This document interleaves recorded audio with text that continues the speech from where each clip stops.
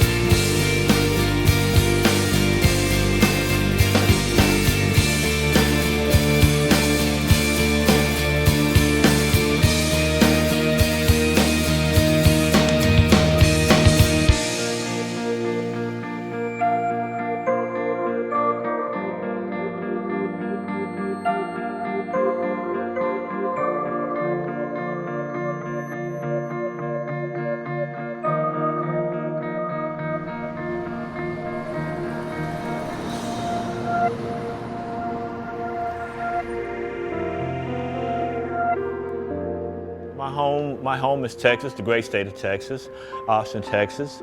I was raised there, went through all my schooling, joined the military, left home, you know, stayed in Texas, traveled to different places while I was in the military. And when I got out, I got back into the regular workforce, working construction, which I like doing. I like doing work with my hands, and you know, being able to use my mind, what's left of it.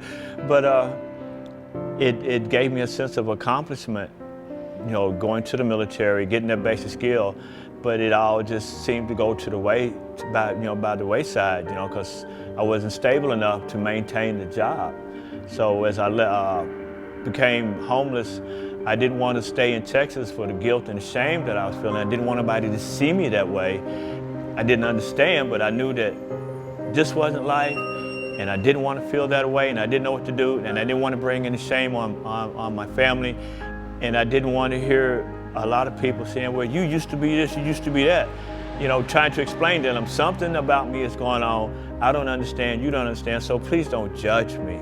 I found my way here in Louisville from Cincinnati, Ohio. I had been there for a little while, and it started getting my life kind of straightened out. Found a way to get off the alcohol use, you know. It just didn't fit in there, didn't like it there. Some friends would tell me, so won't you try Louisville? So they've got a great VA system there, and possibly there could be some places that you could really get some good help. So I got on a bus and I found myself here in Louisville. Finding a place to stay while I was homeless usually came down to going to a shelter or sleeping outside. Going to a shelter at first felt really, really strange, because now I'm sharing a space with 10, 20, maybe 30 other guys whom I really don't know too much about. I would drift back out into the outside world, finding an abandoned building, to sleeping outside, maybe an old truck, a car, to sleeping under a bridge, you know. Anything that offered some type of temporary shelter that I hoped that I could wake up in the morning and still be alive.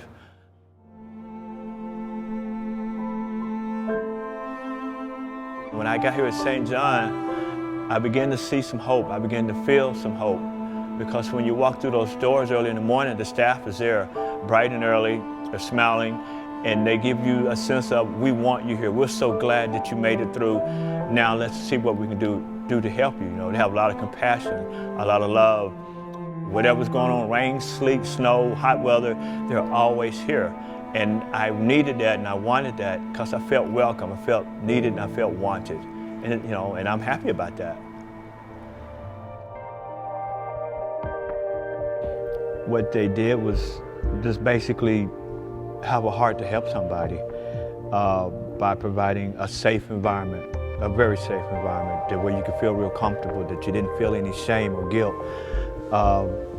They provided showers, some clothing, needing an ID. You know, they even wrote back all the way, helped me write back all the way to Texas to get my ID card. You know, I mean my birth certificate. Had it mailed here. And since I really didn't have where to stay at that time, Sister Jean kept, she said, Larry, I got an envelope, I got all your important papers, and whenever you need them, they're here. So they were like a big brother, a big sister, you know, always in your corner, always in my corner, willing to go that extra mile to help me.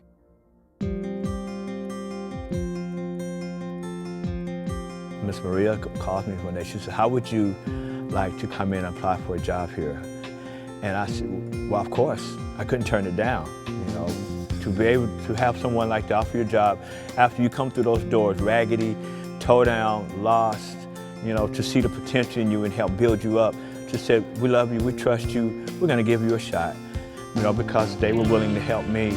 By all rights, I felt happy to help them back, not obligated, but it was a blessing, you know, like a two-way thing. It started a relationship, you know, that's how they helped me. They allowed me to become a person again. And a lot of things that we people who have suffered through homelessness, we just want to feel human. We want to be treated human. You know, of all the greatest gifts that I got from here was love, caring and understanding. You know, the material stuff is always there, but it's the inside stuff that you don't see, that you're able to feel, the hope. And that's what they provide. That's what they provided. And I thank God for it. My hope and plans are within the next 5 years, I hope to see myself in my own home. I hope to see myself in a permanent employment place, or maybe even starting a business of my own, and reconnect with my family, you know, to have a place and leave a legacy for my kids and my grandkids, and say, you know, here I am, you know, I've been gone for a while, I had to get myself together, and now let's start our relationship, you know, and be a grandfather to them and a father to my kids.